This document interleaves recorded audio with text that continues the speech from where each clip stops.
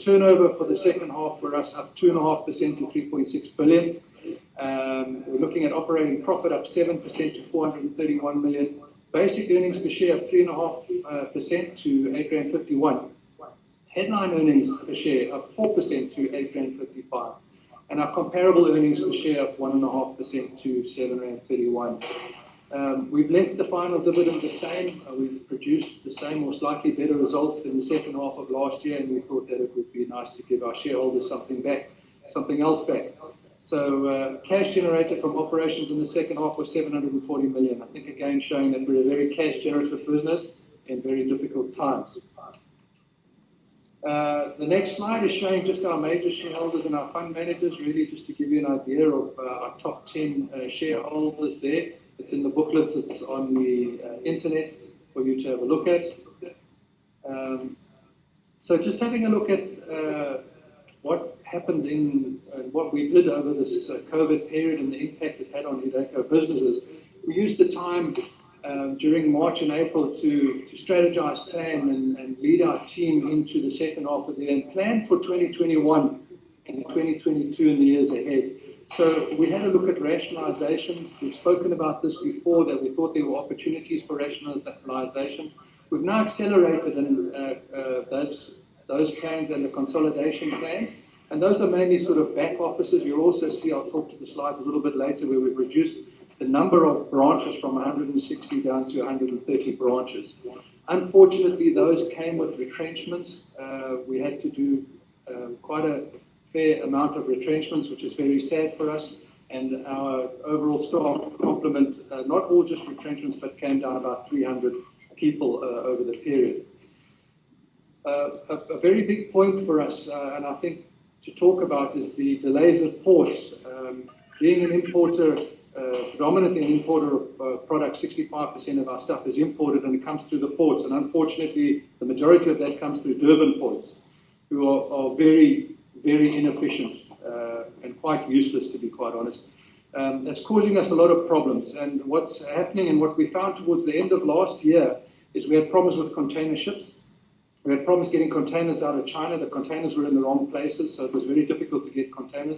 Once we got the containers, then trying to find a ship that would stop at the Durban ports. They would like not to stop at Durban ports because they have to sit out at sea for days longer than they would normally. Once they come in, it takes too long to unload those ships. Once they're unloaded, then they need to get onto a truck. That was also, we've seen the delays that happened there. Once they're on a truck, you saw what happened towards the end of last year. They were hijacking and burning trucks. So it caused us a lot of problems. But what we had to do is we had to say, well, if our delivery times are going out by 3 weeks to a month, we have to increase our stock holding.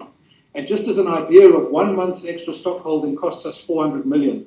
So we see in coming now into 2021 is that although we reduced our stock nicely towards the end of last year, we're having to boost that stock up now in this year. So we see that a bit of working capital will be going into stock in 2021. So moving on to operating segments. Just a reminder here, operating segments. We have 2 operating segments. We've got the consumer-related products, which now has 11 businesses in it.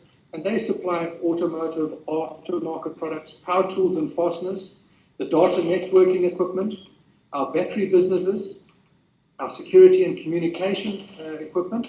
And then we move on to our engineering consumables down to 18, and that's through the consolidation. We haven't closed any of our business. It's really just consolidation. And that's mainly back office type stuff.